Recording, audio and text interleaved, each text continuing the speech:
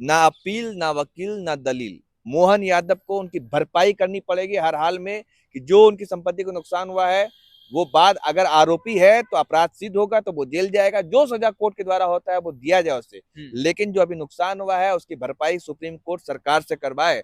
ये सोचे कि 20 करोड़ की संपत्ति थी, 20 करोड़ का घर था, अरे महंगी महंगी गाड़ियां थी, पूरी तरह से निस्नाबूद कर दिया गया, तहस नहस कर दिया गया, जमींदोज और बुलडोज कर दिया गया। ये क्या, ये कहाँ का इंसाफ? आरोपी और अपराधी में अंतर होता है, और आरोपी को हम अपराधी तब तक नहीं कह सकते जब तक कि जब तक कोर्ट आरोप उसको सिद्ध ना हो जाए। आरोप सिद्ध ना हो जाए। यही तो इस देश में हो रहा है कि जो मुसलमान मजबूत है, सशक्त है, ताकतवर है, हर तरह से, राजनीतिक रूप से, आर्थिक रूप से, सामाजिक रूप से, तो उसको कमजोर करने के लिए, उसको बर्बाद करने के लिए ऐसा सजा दो कि सबका साथ, सबका विकास, सबका विश्वास करते हैं। ये कहाँ का इंसाफ है?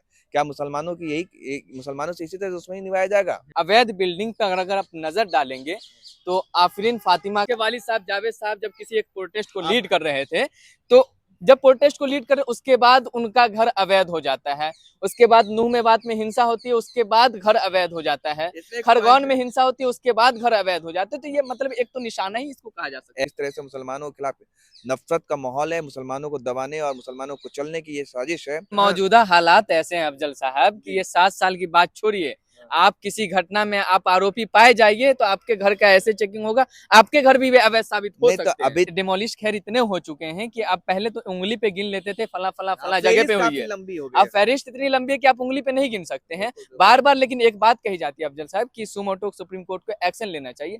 इस पे एक्शन ही लेना चाहिए, बल्कि कोई ऐसा कानून भी बनना चाहिए कि सरकार किसी के घर पर अपना मनचाहा बुलडोजर लेकर।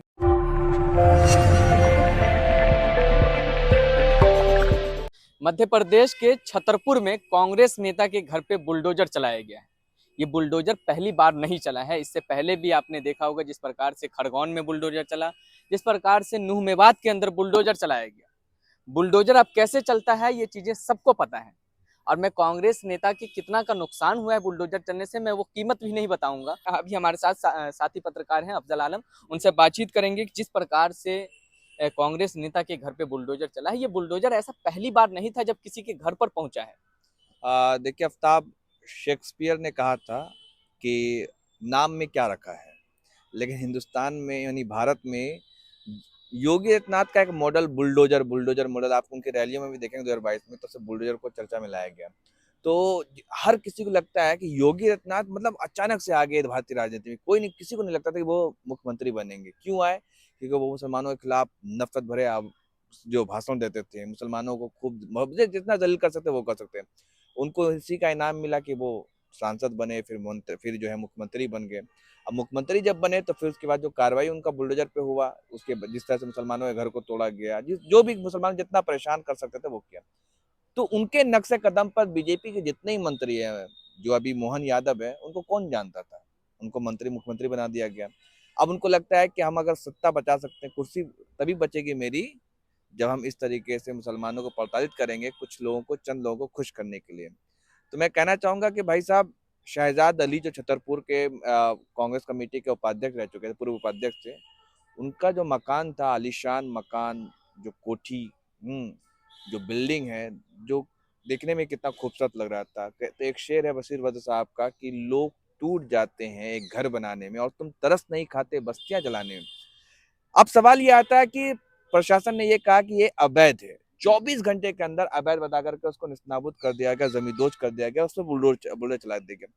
ठीक है साहब, मतलब मान लिया मैंने कि वो अवैध है, अवैध था, तो नोटिस दिया जाता है। जो तरीका है लोकतंत्र में, हमारे देश में जो कानून है कि भाई एक प्रोसेस है। तरीका दिया है, हाँ। वो है कि भाई चलो भाई ठीक है।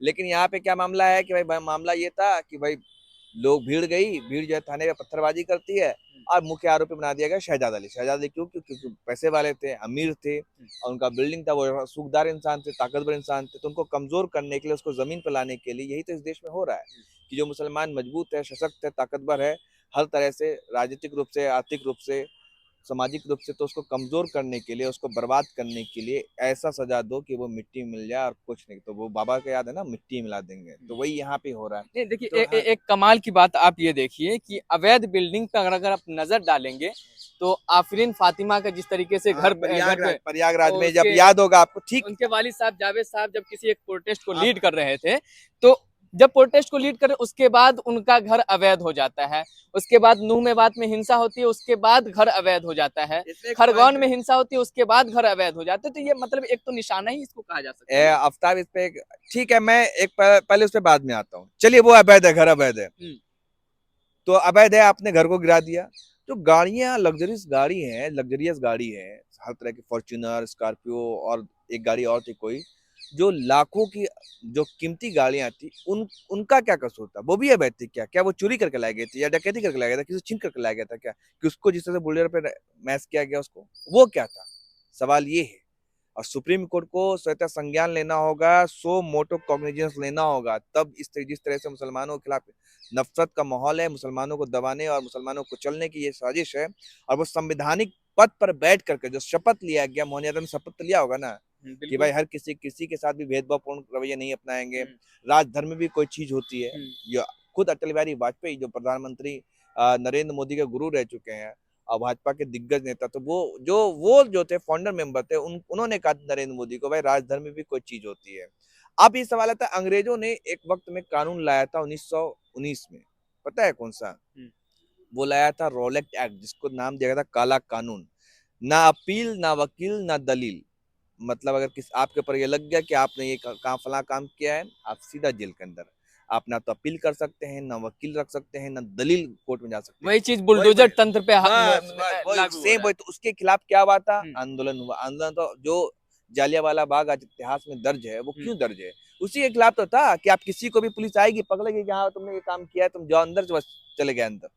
तो उसी के खिलाफ तो था। तो आप यहाँ पर तरीका, भाई आरोपी और अपराधी में अंतर होता है, और आरोपी को हम अपराधी तब तक नहीं कह सकते जब तक कि जब तक कोर्ट उसको आरोप सिद्ध ना हो जाए। आरोप सिद्ध ना हो जाए, कोर्ट ये ना कह दे कि हाँ इसने किया है, तो भाई उसके ऊपर ही चार्जेस लगे। चलिए उसने गुनाह किया, उसने पुलिस के ऊपर पथराव करवाया, थाने में पुलिस वाले को भागना पड़ा, जान पे आ गई, सब कुछ, वो गुनाहगार है, उसको फांसी पे लटका दीजिए। लेकिन तब कब आप लटकाएंगे? जब ये कोर्ट प्रूफ करेगा तब तो। जब कोर्ट में कहेगा ना कि हाँ भाई इसने ये अपराध किया है, इसने इस गुनाह को किया है, इसने इस करतूत को किया है, तब तो उसको आप लटकाएंगे। कि बिना कुछ हुए आप उसको मतलब उसकी सजा दे देंगे, और ऐसा सजा देंगे कि उसका परिवार पर, अपराधी मैं हूँ, मैंने कोई गलत काम किया, मैंने किसी का मर्डर किया, मैंने किसी का रेप किया, तो मेरे बदले मेरे घर वाले को भी आप परेशान करेंगे? आप मेरे घर वाले, मेरी सजा मेरे परिवार को देंगे क्या? उनके भाई जो शहजाद अली साहब के भाई हैं, कोई अली है उनका भी नाम, उनके भी भाई को भी जो है मतलब जो है उनके उनके घर को भी नुकसान पहुंचाया गया। तो आप ये सोचिए कि 20 करोड़ की संपत्ति थी, 20 करोड़ का घर था, अरे महंगी महंगी गाड़ियां थी, पूरी तरह से निस्ताबूद कर दिया गया, तहस नहस कर दिया गया, जमींदोज और बुलडोज कर दिया गया। ये क्या, ये कहाँ का इंसाफ है? लेकिन एक चीज मोदी जी देखिए। को बताना पड़ेगा कि भाई सबका साथ, सबका विकास, सबका विश्वास करते हैं, ये कहाँ का इंसाफ है? क्या मुसलमानों की मुसलमानों से इसी तरह दुश्मनी निभाया जाएगा? ये सवाल बहुत बड़ा। मैंने आपको शुरुआत में कहा कि शेक्सपियर ने कहा था ना कि भाई नाम नाम में में क्या क्या रखा रखा है, है क्योंकि लेकिन नहीं, नाम में ही सब कुछ रखा है। अब ये देखिए, जब पता चल गया कि मुसलमान, आपको याद होगा मध्य प्रदेश में ही हुआ था ना, एक दलित युवक के ऊपर भाजपा पेशाब। पेशाब कर दिया गया। क्या हुआ था उसके प्रकार भाई? उसके घर में बुलडोजर गई, बस चदरा था वो, थोड़ा बहुत तोड़ ताड़ दिया, खत्म कहानी। इतना बड़ा कांड था। नहीं तो बुलडोजर किसी के भी घर पे चले, नहीं नहीं बुलडोजर को तो हम कभी समर्थन नहीं मैं करेंगे। आपको एक, ठीक है ठीक हाँ, है, मैं आपको एक चीज दिखा रहा बुलडोजर हूँ। किसी के भी घर पे चले, मैं बुलडोजर का मैं समर्थन मैं आपके कभी नहीं मैं करेंगे। आपको तस्वीर दिखा रहा हूँ, मैं हाँ। आपको तस्वीर दिखा रहा हूँ। ये देखिए 2023 तो ये जो पत्थरबाज है, कभी बंगाल में बीजेपी के कार्यकर्ता पत्थरबाजी करते हैं, कल झारखंड में जो है कि पुलिस को मारा पीटा। पुलिस खुद कह रही है कि भारतीय जनता पार्टी के कार्यकर्ता भारत माता की जय लगा रहे हैं, और भारत माता के सपूत कोई पीट रहे हैं, पत्थरबाजी कर रहे हैं, चोटें आई, घायल हुई।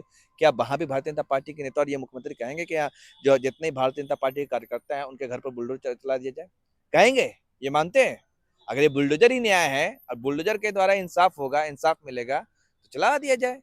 तो मैं तो सुप्रीम कोर्ट से अपील करूंगा कि आप सर्वोच्च हैं इस देश में, अब आपको ही देखना है, क्योंकि जो मुसलमानों की जो उम्मीदें हैं वो खत्म होती जा रही है।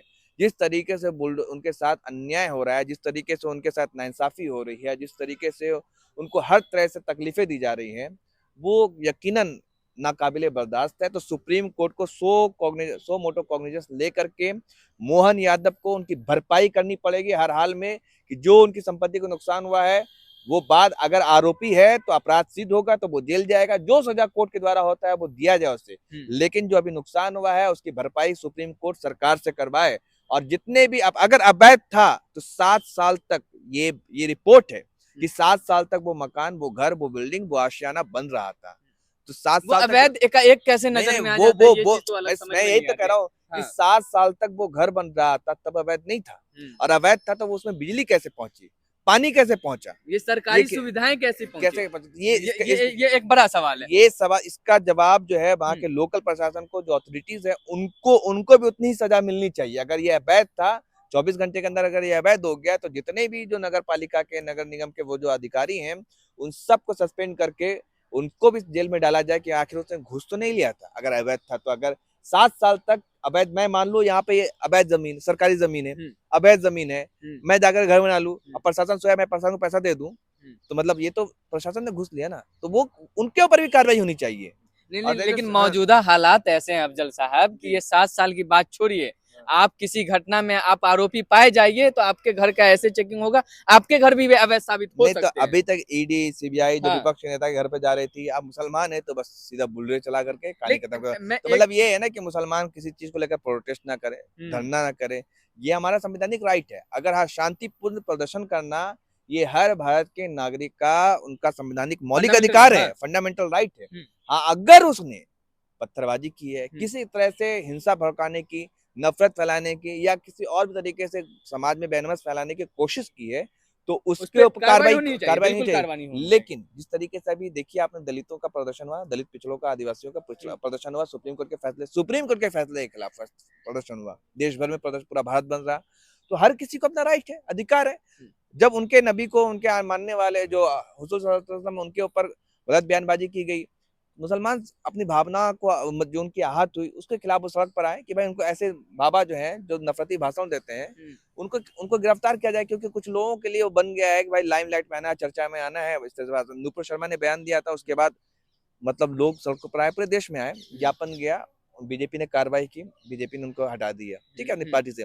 और आप बताइए कि उसी प्रोटेस्ट में, उस वो प्रोटेस्ट था प्रयागराज में, उसी और में जब उसमें जावेद साहब जो थे, आफरीन हम्म, फातिमा जेएनयू के स्टूडेंट है, उनके घर को भी डिमोलिश कर दिया गया, पूरी तरह से गिरा दिया, बुलडोज कर खैर दिया गया। तो डिमोलिश खैर इतने हो चुके हैं कि आप पहले तो उंगली पे गिन लेते थे फला फला हाँ, फला जगह पे फेरिस्त हुई काफी है। लंबी हो गई अब है। फहरिस्त इतनी लंबी है कि आप उंगली पे नहीं गिन सकते हैं बिल्कुल, बिल्कुल। बार बार। लेकिन एक बात कही जाती है अफजल साहब कि सुमोटो सुप्रीम कोर्ट को एक्शन लेना चाहिए। नहीं, इस पे एक्शन ही लेना चाहिए, बल्कि कोई ऐसा कानून भी बनना चाहिए कि सरकार किसी के घर पर अपना मनचाहा बुलडोजर लेकर के नहीं पहुंच सकती है। बिल्कुल, बिल्कुल, मैं तो सुप्रीम कोर्ट से अपील करूंगा कि सुप्रीम कोर्ट इस देश में सर्वोच्च है, सर्वमान्य है। उनको कोई ना कोई, मुसलमानों के साथ जो ज्यादती हो रही है, जिस तरीके से नाइंसाफी हो रही है, उनको आगे आना पड़ेगा, स्वतः संज्ञान लेना पड़ेगा। क्योंकि मुझे याद है इलाहाबाद हाई कोर्ट ने स्वतः संज्ञान लिया था, सो मोटो कॉग्निजेंस, कि जब सीए का प्रोटेस्ट चल रहा था, तो उसमें कई सारे पूर्व आईपीएस ऑफिसर थे, आईएएस ऑफिसर थे, और तमाम तरह के लोग जो है, बुद्धिजीवी सड़क पर आए थे। आज इसमें कुछ मामले हिंसा भड़क गई थी, उसको लेकर के योगी आदित्यनाथ ने फैसला दिया था कि तमाम जो अधिकारी, जो पूर्व रिटायर्ड बड़े बड़े ऑफिसर थे, आईएएस ऑफिसर, यूपी मतलब आईएएस, उन, और जो कांग्रेस के भी कुछ नेता थे, कुछ सपा के नेता थे, तमाम लोगों का पोस्टर हर चौराहे पे लगा देता है।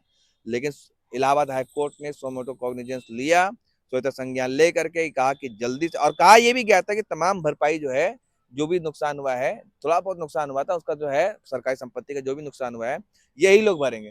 तो इलाहाबाद हाई कोर्ट ने उस फैसले पर फटकार लगाई सरकार को।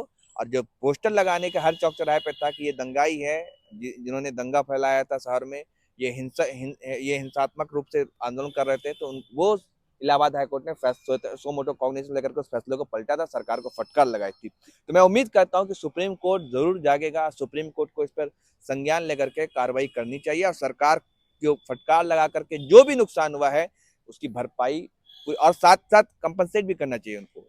किस तरह से मेंटल प्रेशर देना, उनके साथ भी उनको पैसा दिया जाना चाहिए, कंपनसेट भी। 20 करोड़ तो बताया जा रहा है कि 20 करोड़ की संपत्ति है, 20 करोड़ के साथ साथ जो नुकसान और भी जो उनको कंपनसेट कर सकती है सरकार, सुप्रीम कोर्ट, ये फैसला जल्द से जल्द करे। मैं तो ये मांग करता हूँ सुप्रीम कोर्ट से। बहुत बहुत धन्यवाद हमसे बात करने के लिए। चूंकि ये बुलडोजर की कार्रवाई पे हम लोग बात कर रहे थे, और ये पहला बुलडोजर की कार्रवाई नहीं थी। इससे पहले आपने खरगोन में देखा होगा, इससे पहले आपने क्या कहते हैं प्रयागराज में आपने देखा होगा, इससे पहले आप नूएबाद के अंदर देखे होंगे, इससे पहले आप जहांगीरपुरी के अंदर देखे होंगे। तो फहरिस्त एक लंबी है, और किसको निशाना बनाया जाता है ये आप बेहतर तरीके से जानते हैं। बुलडोजर की इस कार्रवाई पे आप अपनी क्या राय रखते हैं, कमेंट बॉक्स में हमें बताइएगा। फिर मिलते हैं आपसे अगली वीडियो में। बहुत बहुत धन्यवाद।